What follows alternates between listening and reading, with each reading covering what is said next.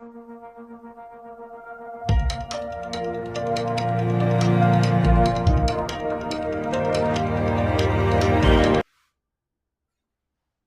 everyone, welcome to the Learning Loop online educational platform. Dear student, हम previous year question paper पर बात कर रहे थे, ठीक है ना। और हमने इस सीरीज में 2025 का जो क्वेश्चन पेपर है उसको कंप्लीट कर लिया है, पूरे पार्ट्स को कंप्लीट कर लिया है, ठीक है। इसके बाद फिर मैंने 3 नंबर वाली सीरीज के माध्यम से, ठीक है, 2022 से लेकर, देखिए, सबसे पहले हम अगर बात करें तो हम प्रीवियस ईयर पेपर की सीरीज में 2025 वाला पार्ट जो है, ठीक है, उसको 3 से 4 क्लासेस के माध्यम से कंप्लीटली पूरा कर चुके हैं, जिसमें मैंने आपको ऑब्जेक्टिव क्वेश्चंस बताए हैं, 3 नंबर वाले क्वेश्चंस बताए हैं, 5 नंबर वाले क्वेश्चंस और 7 नंबर वाले क्वेश्चन, ठीक है। इसके बाद हमारी जो सीरीज आई थी वो आई थी कौन सी वाली, 3 मार्क्स वाली सीरीज। 3 मार्क्स वाली सीरीज में मैंने सबसे पहले आपको 2000, ठीक है, 24 कंप्लीट करवाया, क्योंकि 2025 हम इसमें कंप्लीट कर चुके थे, तो मैंने सबसे पहले आपको 2024 कंप्लीट करवाया, उसके बाद मैंने आपको 2023 कंप्लीट करवाया और फिर उसके बाद मैंने आपको 2022 कंप्लीट करवाया। तो आज हमारी जो सीरीज है उसमें हम 5 मार्क्स वाली बात कर रहे हैं और 5 नंबर वाले में हम सबसे पहले क्या कवर करने वाले हैं, 2024 को कवर करने वाले हैं। इसके बाद हम 2023 लेकर आएंगे और इसके बाद हम 2022 और फिर इसके बाद हम बात कर रहे हैं, तो आप देखोगे 7 मार्क वाली सीरीज में भी हम इसी क्रम में क्या हो रहा होगा, चल रहे होंगे। तो सारे वीडियोस आपको प्लेलिस्ट के माध्यम से मिल जाएंगे, जिसमें 10th क्लास की प्लेलिस्ट में आपको सारी वीडियो 1 बाय 1 लगे हुए हैं, तो आप वहाँ सारी वीडियोस देख सकते हैं, ठीक है। अब हम यहाँ पर बात कर लेते हैं सबसे पहले कि जो आपका एग्जाम है उस एग्जाम में हम देख लेते हैं, तो क्वेश्चन नंबर 10 से लेकर क्वेश्चन नंबर 15 तक, क्वेश्चन नंबर 10 से लेकर क्वेश्चन नंबर 15 तक जो है आपका, क्वेश्चन नंबर 10 से लेकर क्वेश्चन नंबर 15 तक जो है आपके कितने क्वेश्चन होते हैं भाई, 6 क्वेश्चन होते हैं, ठीक है। सारे ही क्वेश्चन आपके 5 नंबर में पूछे जाते हैं, तो आप देखते हो इस तरीके से आपके यहाँ पर कितने मार्क्स बनते हैं, 30 मार्क्स या 30 नंबर आपके क्या होते हैं, यहाँ से सीधे सीधे आपके बन रहे होते हैं एग्जाम के अंदर। तो आज की क्लास में हम बात करने वाले हैं, ठीक है, 5 मार्क्स वाले क्वेश्चन की, कि 2024 के अंदर, ठीक है, 5 मार्क्स वाले जो क्वेश्चन हैं वो कौन कौन से क्वेश्चन आपसे पूछे गए। तो आज हम डिस्कस करने वाले हैं 2024 के पेपर को, ठीक है। 2024 के पेपर में हम देख लेते हैं, तो 6 क्वेश्चन आपसे पूछे गए हैं, 5 नंबर वाले, ठीक है ना। पहला क्वेश्चन आपसे पूछा गया कि प्रतिक्रिया क्या है, प्रतिक्रिया का महत्व लिखिए, ठीक है, ये 2024 में आपका पूछा गया है, ठीक है। What is feedback, right the importance of feedback. दूसरा क्वेश्चन आपसे पूछा गया कंप्यूटर में फाइल और फोल्डर क्या है, इसका वर्णन करें। तीसरा क्वेश्चन है कैरियर के अर्थ को परिभाषित करें और एक उद्यमी कौन से कैरियर प्रक्रिया से गुजरता है, इसके बारे में आपसे पूछा गया है, ठीक है।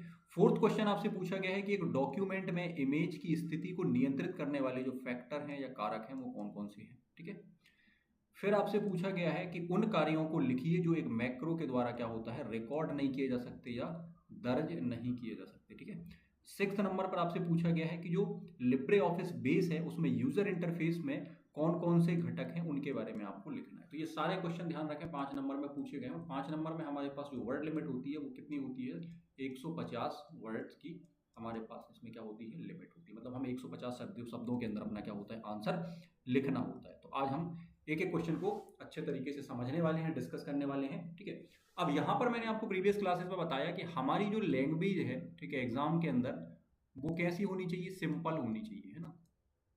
एग्जाम के अंदर जो लैंग्वेज कैसी होनी चाहिए, सिंपल होनी चाहिए और कैसी होनी चाहिए, सरल होनी चाहिए, जिससे क्या हो, एग्जामिनर जब आपका आंसर पढ़ रहे हो तो उनको चीज़ें समझ में आनी चाहिए, क्योंकि हम ये कॉपी में जो आंसर्स हैं वो किसके लिए लिख रहे हैं, एग्जामिनर के लिख रहे हैं, कि वो हमारी कॉपी चेक करें तो उनको चीज़ें समझ में आ रही हो और वो हमें क्या दे रहे हो, मार्क्स प्रॉपर दे रहे हो, ठीक है। तो इस बात का हमें ध्यान रखना है, ठीक। तो हमारा जो पहला क्वेश्चन है वो है प्रतिक्रिया क्या है और प्रतिक्रिया का महत्व क्या है, ये हमें लिखना है 5 नंबर के अंदर। तो मैंने आपको पहले ही बताया कि 5 नंबर का जो हमारे पास फॉर्मेट है वो फॉर्मेट कैसा होगा, हम 2 लाइन में एक इंट्रोडक्शन बना रहे होंगे, ठीक है ना। तो हम यहाँ लिखेंगे कि फीडबैक या प्रतिक्रिया वह प्रक्रिया है जिसमें किसी व्यक्ति के कार्य, व्यवहार या संदेश के उत्तर में दी गई सूचना या प्रतिक्रिया क्या होती है, शामिल होती है, या उसका जवाब शामिल होता है, जिससे यह पता चलता है कि कार्य या संचार कितना प्रभावी हो रहा है ना। जैसे एक पर्सन ए है, दूसरा पर्सन क्या है, बी है, तो ए ने वी को कॉल किया और अगर वी उसका जवाब नहीं देगा तो हम क्या कह सकते हैं कि भाई उसका कोई फीडबैक नहीं आया, उसका कोई जवाब नहीं आया, उसका कोई एक्नॉलेजमेंट नहीं आया। ठीक है। तो यही क्या कहलाता है, प्रतिक्रिया या फीडबैक कहलाता है, ठीक है। अब इसका इंपॉर्टेंस या महत्व आपसे पूछा गया, इसके प्रकार वगैरह आपसे नहीं पूछे गए हैं ना, ठीक है, वो हम ऑलरेडी डिस्कस कर चुके हैं प्रीवियस वीडियो में प्रकार ना। तो यहाँ पर हम केवल इसके इंपॉर्टेंस की बात कर रहे हैं। तो इंपॉर्टेंस में हम पहला पॉइंट लिख रहे होंगे सुधार में सहायक। तो प्रतिक्रिया से अपनी कमियों और गलतियों को पहचान कर सुधार किया जा सकता है, ठीक है। दूसरा हम लिखेंगे प्रभावी संचार। यह स्पष्ट करता है या करती है कि संदेश सही ढंग से क्या है, समझा गया है या नहीं। ये कौन स्पष्ट करता है, फीडबैक। अगर फीडबैक मिल रहा होगा, मान लीजिए कोई क्लास में टीचर आपको पढ़ा रहे हैं और आप उनका आंसर देते चले जा रहे हो, तो इसका मतलब क्या है कि टीचर को सही फीडबैक मिल रहा है कि उनके द्वारा जो चीजें आपको पढ़ाई जा रही हैं वो चीजें आपको समझ में आ रही हैं, ऐसा हम कह सकते हैं, ठीक है। तीसरा पॉइंट बनता है प्रेरणा बढ़ती है। तो सकारात्मक प्रतिक्रिया व्यक्ति को और बेहतर कार्य करने के लिए क्या करती है, प्रेरित करती है, ठीक है। फोर्थ हम कह सकते हैं सीखने की प्रक्रिया मजबूत। प्रतिक्रिया से ज्ञान और कौशल में क्या होती है, वृद्धि होती है, ठीक है। फिफ्थ नंबर पर हम कह सकते हैं आपसी समझ बढ़ती है। यह व्यक्तियों के बीच विश्वास और संबंधों को क्या करती है, मजबूत करती है, ठीक है। इस तरीके से हम बता सकते हैं, ठीक है। एक यहाँ पर मैंने और आंसर बना के लगाया हुआ है, तो आप इसको भी पढ़ सकते हैं, ठीक है। यहाँ पर क्या किया हमने, एक प्रस्तावना लिखी है, ठीक है, कि प्रतिक्रिया संचार प्रक्रिया का एक महत्वपूर्ण भाग है। जब कोई संदेश भेजा जाता है तो प्राप्तकर्ता के द्वारा की गई प्रतिक्रिया यह बताती है कि संदेश कितना समझा गया है और कितना प्रभावी रहा है। बिना प्रतिक्रिया के संचार अधूरा है या अधूरा माना जाता है। फिर हमने क्या किया, यहाँ प्रतिक्रिया की परिभाषा लिख दी अलग से एक लाइन में कि प्रतिक्रिया वह उत्तर या प्रतिक्रिया है जो किसी व्यक्ति के कार्य, व्यवहार या संदेश के प्रत्युत्तर में दी जाती है ना। तो इसको लिख सकते हो आप या फिर इसको लिख सकते हो, दो में से कोई एक लिखना है। दोनों को लेकर चल रहे होंगे तो क्वेश्चन का आंसर थोड़ा सा बड़ा बन रहा होगा, ठीक है। प्रतिक्रिया का मतलब, ये मैं इसलिए बता रहा हूँ कि कभी अगर आपको 7 नंबर में लिखना है या उसको और अच्छे से फ्रेम करना है तो आप इनका यूज कर सकते हो, ठीक है। पहला पॉइंट बन जाएगा सुधार में सहायक, गलतियों को पहचान कर सुधार करने में मदद मिलती है। टू द पॉइंट आंसर आपका रहेगा, ठीक है। प्रभावी संचार, यह स्पष्ट करती है कि संदेश सही समझा गया है या नहीं। प्रेरणा बढ़ाती है, यानी सकारात्मक प्रतिक्रिया आत्मविश्वास और उत्साही बनाती है, ठीक है, बढ़ाती है। सीखने की प्रक्रिया मजबूत होती है, यानी ज्ञान और कौशल विकास में सहायक होती है। आपसी संबंध बेहतर बनाती है, यानी विश्वास और समझ को मजबूत करती है। तो इस तरीके से हम बता सकते हैं, ठीक है। हम चाहें तो यहाँ पर डायग्राम भी बना सकते हैं एक छोटा सा, जिसमें हम लिख सकते हैं, ठीक है ना, इसकी प्रोसेस हम लिख सकते हैं, ये वाला डायग्राम या ये वाला, ठीक है। हम लिख सकते हैं ये प्रेषक है या सेंडर है और ये क्या है, रिसीवर है। ये क्या हो गया, आपका मीडियम हो गया, ठीक है ना। अब रिसीवर के द्वारा या प्राप्तकर्ता के द्वारा ही क्या होता है, फीडबैक दिया जाता है, ठीक है। जो रिसीवर होता है, सुनने वाला होता है, उसके द्वारा ही क्या होता है, प्रतिक्रिया दी जाती है या फीडबैक दिया जाता है। तो आप इस तरीके से इसको फ्लो चार्ट के माध्यम से भी बना सकते हैं या डायग्राम के माध्यम से बता सकते हैं। लास्ट में आप एक लाइन में एक निष्कर्ष या कंक्लूजन दे सकते हैं कि प्रतिक्रिया के बिना संचार पूर्ण नहीं होता है। यह न केवल सुधार और सीखने में मदद करता है बल्कि प्रभावी संचार को और अच्छे संबंधों में भी क्या करता है, संबंधों में नींव बनाता है या उसको मजबूत करता है, ठीक है।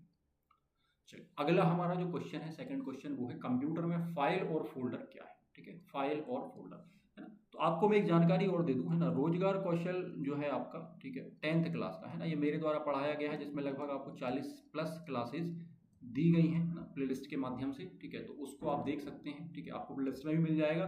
साथ ही साथ इस वीडियो के नीचे डिस्क्रिप्शन में आप जा रहे होंगे तो वहाँ भी आपको रोजगार कौशल की प्लेलिस्ट मिल जाएगी, जिसमें आप 10th क्लास के सारे टॉपिक्स का रिवीजन कर सकते हैं, एग्जाम के पहले उनको देख सकते हैं। साथ ही साथ मैं आपको ये और बता दूं, है ना, मेरे द्वारा एक सीरीज चलाई गई थी जिसमें हम एग्जाम के अंदर 90+ मार्क्स कैसे लेकर आ रहे होंगे, इसके ऊपर मैंने लगभग 13 से 14 क्लासेस ली हैं, ठीक है। तो वो भी आपको मिल जाएगा, जिसमें हर एक छोटी चीज पर मैंने बात करी हुई है, तो आप उसको भी कंप्लीट देख सकते हैं, वहां से आपको फायदा मिल रहा होगा, ठीक है। चलिए यहाँ पर हम सबसे पहले एक छोटा सा इंट्रोडक्शन देख लेते हैं। कंप्यूटर में जानकारी को संगठित, सुरक्षित और आसानी से खोजने के लिए क्या होता है, फाइल और फोल्डर की का उपयोग किया जाता है या इनको बनाया जाता है या क्रिएट किया जाता है। ये दोनों ही क्या होते हैं, डेटा प्रबंधन के मूल घटक माने जाते हैं, ऐसा आप लिख सकते हो, ठीक है। सबसे पहले हम फाइल की बात कर लेते हैं, क्योंकि ये 5 नंबर में पूछा गया क्वेश्चन, तो हम दोनों को 3-3 नंबर के फॉर्मेट में तोड़ रहे होंगे। 3 नंबर में जितना हम लिख रहे होते हैं उतना फाइल के बारे में लिख रहे होंगे, और 3 नंबर में जितना हम लिखते हैं उतना ही हम क्या कर रहे होंगे, फोल्डर के बारे में यहाँ पर लिख रहे होंगे, ठीक है। तो सबसे पहला पॉइंट बन जाता है कि फाइल वह इकाई है जिसमें डेटा, जानकारी या निर्देश क्या होते हैं, संग्रहित होते हैं, ठीक है। फाइल में हम बात करते हैं तो टेक्स्ट हो सकते हैं, चित्र हो सकते हैं, ऑडियो हो सकती है, वीडियो हो सकती है, तरह तरह की फाइलें हो सकती हैं, ठीक है, कंप्यूटर में या मोबाइल में या सिस्टम में, ठीक है। हर फाइल का क्या होता है, एक नाम होता है, कोई हम फाइल का नाम देते हैं, और नाम के साथ साथ हर फाइल का एक क्या होता है, एक्सटेंशन नेम होता है। ये क्या है, फाइल की विशेषता है, ठीक है। जैसे .docx लिखा हुआ मतलब डॉक्यूमेंट फाइल है ना। .jpg लिखा है इसका मतलब क्या है, इमेज वाली फाइल है। .mp3 लिखा है इसका मतलब क्या है भाई, साउंड वाली फाइल है, या कैसी फाइल है, हम कह सकते हैं कि ये ऑडियो फाइल है, ठीक है ना। एग्जाम्पल यहाँ भी लिखा है, जैसे रिज्यूम है, डॉक्यूमेंट है, फोटो है ना, ठीक है, इस तरीके से लिखा हुआ है। जैसे रिज्यूम के साथ हमने क्या लगा दिया है, .docx मतलब ये क्या है भाई, डॉक्यूमेंट है। फोटो के साथ हमने क्या लगा दिया, फोटो के नाम के साथ क्या लगा दिया है, .jpg लगा दिया है। इसका मतलब क्या है, ये इमेज आपकी क्या है, इमेज फाइल है, ठीक है। तो फाइल के एक्सटेंशन नेम से फाइल को पहचाना जाता है, ठीक है। अब यहाँ देखते हैं फोल्डर। तो फोल्डर में हम क्या लिख रहे होंगे, तो फोल्डर वह स्थान होता है जिसमें एक या अधिक फाइलें या उप फोल्डर क्या होते हैं, रखे जाते हैं। यह फाइलों को व्यवस्थित यानी ऑर्गेनाइज करने में क्या करता है, मदद करता है, ठीक है। फोल्डर को डायरेक्टरी भी कहा जाता है। जैसे एग्जांपल की हम बात करें, डॉक्यूमेंट नाम का फोल्डर बनाया हुआ है, एक पिक्चर नाम का फोल्डर बनाया हुआ है, एक म्यूजिक नाम का फोल्डर बनाया हुआ है। तो म्यूजिक फोल्डर में हम सारे क्या कर रहे होंगे, MP3 सॉन्ग्स फाइल्स को रख रहे होंगे।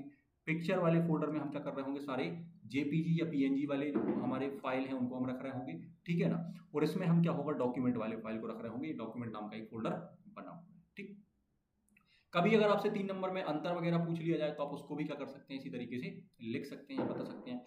फाइल और फोल्डर का महत्व अगर आपसे पूछा जाता है तो आप बता सकते हो कि डेटा को व्यवस्थित और सुरक्षित रखते हैं। फाइलों को खोजना और उपयोग करना आसान हो जाता है। कंप्यूटर के सही और तेज संचालन में भी क्या होते हैं, ये सहायक होते हैं। तो आप आगे इसको पढ़ सकते हैं, ठीक है।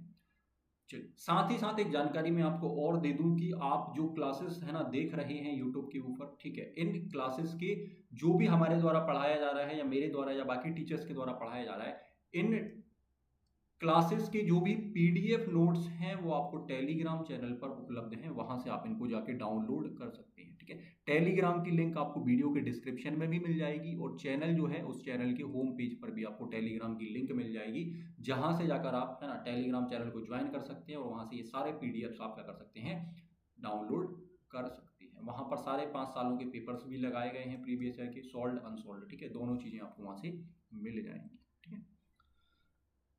और हम देख लें यहाँ पर, तो फाइल फोल्डर का एक आरेख आप इस तरीके से बना सकते हो कि कोई ड्राइव है, उस ड्राइव के अंदर क्या होता है, फोल्डर होता है, फोल्डर के अंदर सब फोल्डर हो सकता है, और उसके अंदर क्या हो सकती है, फाइल हो सकती है। तो ऐसा भी आप एक छोटा सा है ना फ्लो चार्ट आप बना सकते हो, ठीक है। निष्कर्ष की हम बात कर लेते हैं, तो फाइल और फोल्डर कंप्यूटर में जानकारी को सहेजने, व्यवस्थित करने और आसानी से उपयोग करने के लिए अत्यंत आवश्यक होते हैं। इसके बिना कंप्यूटर पर काम करना क्या हो जाता है, थोड़ा सा मुश्किल या कठिन हो जाता है, ठीक है। आगे हम देख लेते हैं हमारा तीसरा क्वेश्चन, जो 5 नंबर में हमसे 2024 में पूछा गया है। वो क्वेश्चन है, कैरियर के अर्थ को परिभाषित करना है, और एक उद्यमी कौन से कैरियर प्रक्रिया से गुजरता है, ये आपको क्या करना है, बताना, ठीक। तो सबसे पहले कैरियर की परिभाषा हम लिख देते हैं, ठीक है। हम बताएंगे कि कैरियर वह व्यावसायिक मार्ग है जिसे व्यक्ति अपने जीवन में लक्ष्य, रुचि और योग्यता के अनुसार क्या करता है, चुनता है, और समय के साथ उसमें प्रगति करता है, ठीक है। फिर आप बताओगे कि उद्यमी की कैरियर प्रक्रिया जो है वो 5 नंबर में आपको बताना है। तो आप क्या बताओगे, सबसे पहले होता है आत्म मूल्यांकन, यानी अपनी रुचि, योग्यता, कौशल और जोखिम उठाने की क्षमता का आकलन किया जाता है। उसके बाद दूसरे पॉइंट में बताओगे अवसर की पहचान करना, मतलब बाजार की जरूरतों को समझकर व्यावसायिक अवसर क्या करना, खोजना या खोजे जाना, ठीक है। तीसरे नंबर पर आता है योजना निर्माण, यानी व्यवसाय की योजना बनाना, पूंजी लगाना, संसाधन और लक्ष्य बनाना। फिर आता है व्यवसाय की शुरुआत, यानी आवश्यक संसाधनों के साथ उद्यम की क्या करना, स्थापना करना। फिर आता है 5th नंबर पर विकास और विस्तार, अनुभव से सीखकर व्यवसाय का सुधार, विस्तार और नवाचार इसके अंतर्गत क्या होता है, शामिल किया जाता है। फिर आता है आपके पास निष्कर्ष, कैरियर जीवन की दिशा तय करता है। एक उद्यमी सुनियोजित कैरियर प्रक्रिया अपनाकर स्वरोजगार, नवाचार और आर्थिक विकास में क्या करता है, योगदान देता है, ठीक है। ये आप निष्कर्ष में लिख सकते हैं। तो आपका एक 5 नंबर का आंसर प्रॉपर तरीके से बन रहा होगा, ठीक। नेक्स्ट क्वेश्चन हमारे पास आता है कि डॉक्यूमेंट में इमेज की स्थिति को नियंत्रित करने वाले कारक कौन कौन से होते हैं, जिनसे इमेज की पोजीशन को सेट किया जाता है एक डॉक्यूमेंट के ऊपर कि इमेज को कहां रखा जाएगा और कहां नहीं। तो इसके बारे में आपसे पूछा गया है। ये domestic data entry operator unit number 1 का क्वेश्चन आपको देखने के लिए मिल रहा है। तो डॉक्यूमेंट में किसी इमेज की स्थिति को सही स्थान पर रखने के लिए कुछ निम्न कारकों का क्या किया जाता है, उपयोग किया जाता है, जिनको हम यहाँ पर बता रहे होंगे। सबसे पहले एंकर आता है, मतलब इमेज को पेज, पैराग्राफ, कैरेक्टर या कैरेक्टर के साथ जोड़ने का एक विकल्प ये उपलब्ध कराता है। फिर आता है रैपिंग, ठीक है, जिसको हम टेक्स्ट रैपिंग भी बोलते हैं। तो टेक्स्ट जो है इमेज के चारों ओर कैसे घूमेगा, है ना, इसके कुछ ऑप्शंस यहाँ पर हम देखते हैं, नो रैप, पेज रैप या ऑप्टिमल रैप आदि इसमें आती है। फिर आती है स्थिति या पोजीशन। पेज इमेज को पेज या पैराग्राफ के अनुसार ऊपर नीचे दाएं बाएं रखने का नियंत्रण जो होता है वो इसके द्वारा किया जाता है। फिर आता है संरेखण, जिसको हम बोलते हैं अलाइनमेंट, है ना। तो इमेज को बाएं दाएं बीच में रखना है, लेफ्ट रखना है, राइट रखना है, सेंटर रखना है, इसको संरेखित करना क्या होता है, अलाइनमेंट का काम होता है। फिर आता है आकार और दूरी, जिसको हम बोलते हैं साइज एंड स्पेसिंग। तो इमेज का आकार बदलना और टेक्स्ट से दूरी या स्पेसिंग निर्धारित करने का क्या करता है, ये काम करता है। ठीक, तो ये हमारा क्या बन गया, एक आंसर बन गया, इसको हम 5 नंबर में लिख सकते हैं। ठीक है, अगला हम बात कर लेते हैं, आपसे क्वेश्चन जो पूछा गया है वो ये पूछा गया है कि उन कार्यों को लिखिए जो एक मैक्रो के द्वारा रिकॉर्ड या दर्ज नहीं किए जाते। यहाँ पर थोड़ा ध्यान देना, बच्चे कंफ्यूज हो जाते हैं। क्वेश्चन आपसे ये पूछा गया है कि मैक्रो जो है वो कौन से काम जो है वो रिकॉर्ड नहीं करता। आपसे ये पूछा, क्वेश्चन को 2 बार आपको एग्जाम में पढ़ना है ध्यान से। नहीं करने वाले कार्य पूछे गए, कई बार हम इसमें वो कार्य लिख के जाते हैं जो मैक्रो के द्वारा किए जाते हैं और आपको फिर वहाँ 0, है ना, मार्किंग होती है। क्यों? क्योंकि हमने क्वेश्चन को ध्यान से नहीं पढ़ा और उसको क्या कर दिया, हमने गलत लिख दिया पूरा का पूरा। तो इस बात का हमें विशेष ध्यान रखना है कि क्वेश्चन को हम एग्जाम के अंदर बहुत अच्छे से पढ़ रहे हो, फिर उसका हम आंसर फ्रेम कर रहे हो, फिर हम उसको लिख रहे हो। ठीक है, तो मैक्रो जो है वो कीबोर्ड और माउस की उन सभी क्रियाओं को रिकॉर्ड करता है, लेकिन कुछ क्रियाओं को रिकॉर्ड नहीं करता। जैसे कि कोई विंडो खोलना, रिकॉर्डिंग शुरू करने किए जाने की तुलना में दूसरी विंडो में किए गए कार्य, है ना, विंडो स्विचिंग, ऐसे कार्य जो स्प्रेडशीट सामग्री से संबंधित नहीं है या उससे संबंध नहीं रखते। जैसे उदाहरण के लिए हम कह सकते हैं ऑप्शन डायलॉग में किए गए परिवर्तन, है ना, या मैक्रो ऑर्गेनाइजर या कस्टमाइजिंग, है ना। सिलेक्शन केवल रिकॉर्ड किए जाते हैं यदि वे कीबोर्ड द्वारा उपयोग किए जाते हैं, लेकिन जब माउस का उपयोग नहीं किया जाता। ठीक है, मैक्रो रिकॉर्डर केवल कैल्क और राइटर में क्या होता है, ठीक तरीके से काम आपका कर रहा होगा या काम करता है। ठीक है, फिर यहाँ पर मैंने आपको एक आंसर बना के और दिया है, आप इस तरीके से भी लिख सकते हैं। ठीक है ना, तो आप इसको पढ़ सकते हैं, है ना, पीडीएफ को डाउनलोड करके आप इसको भी पढ़ सकते हैं। ये बिल्कुल सरल भाषा में आपको बना के दिया गया है। इसके पहले जो था ये आपका मॉडल आंसर था। ठीक है, इसके पहले मैंने आपको जो बताया था, है ना, मैक्रो रिकॉर्डिंग वाला, ये जो था कि कौन कौन से कार्य नहीं करता, ये क्या है आपका एक मॉडल आंसर है। ठीक है ना, लेकिन ये जो आंसर है ये मैंने आपको बना के दिया हुआ है, तो आप इसको भी देख सकते हैं। ठीक है, और वीडियो को डाउनलोड करके पढ़ सकते हैं। अगला क्वेश्चन हमारा जो आता है क्वेश्चन नंबर 6। क्वेश्चन नंबर 6 जो आता है हमारा, इसमें आपसे पूछा गया है कि बेस यानी कौन सा, लिब्रे ऑफिस बेस। ठीक है, बेस यूजर इंटरफेस के विभिन्न घटकों के बारे में आपसे पूछा है कि इनके विभिन्न घटकों का वर्णन करें। तो हम यहाँ पर देखेंगे कि लिब्रे ऑफिस बेस की यहाँ पर बात करी जा रही है। ठीक है, तो लिब्रे ऑफिस बेस का यूजर इंटरफेस जो है उपयोगकर्ता को डेटाबेस को आसान, व्यवस्थित और प्रभावी तरीके से प्रबंधित करने में क्या करता है, सहायता करता है। और इसके मुख्य घटक जो है वो निम्नलिखित है। नंबर 1 आता है मेन्यू बार। इसमें file, edit, view, insert, tool आदि मेन्यू होते हैं, जिनसे सभी मुख्य कमांड हमें क्या होते हैं, प्राप्त होते हैं। नेक्स्ट हम बात करते हैं टूल बार की। तो अक्सर उपयोग होने वाले विकल्प जैसे कि new, open, save, form, queries, ठीक है, आदि इनके शॉर्टकट बटन कहाँ होते हैं, टूल बार में उपलब्ध होते हैं। फिर आता है डेटाबेस पैन, जिसको क्या बोला जाता है, डेटाबेस पैन। ये बाईं ओर स्थित है, एक पैन होता है जिसमें टेबल, क्वेरीज, फॉर्म और रिपोर्ट्स आदि को क्या करता है, ये प्रदर्शित करता है। आगे हम बात कर लेते हैं टास्क पैन एरिया। ठीक है, ये क्या करता है, चयनित object, table, query, form, report आदि से संबंधित कार्य या विकल्पों को दिखाता है। फिर आता है आपका स्टेटस बार। तो नीचे की ओर होता है जो डेटाबेस की स्थिति और चयनित ऑब्जेक्ट की क्या करता है, जानकारी देता है। तो उम्मीद है आपको सारी चीजें समझ में आई होंगी। तो आज हमने डिस्कस किया है 2024 का जो पेपर है, प्रीवियस ईयर पेपर है, इसके जो 5 नंबर वाले क्वेश्चन है वो आज हमारे द्वारा आज हमने समझे और इनके मॉडल आंसर भी देखे और कैसे एग्जाम के अंदर हमें इसको लिखना है ये हमने देखा। ठीक है, अगली क्लास में हम कोशिश कर रहे होंगे कि हम 2023 और 2022 जो है इसके 5 नंबर वाले क्वेश्चन हम डिस्कस कर रहे हों।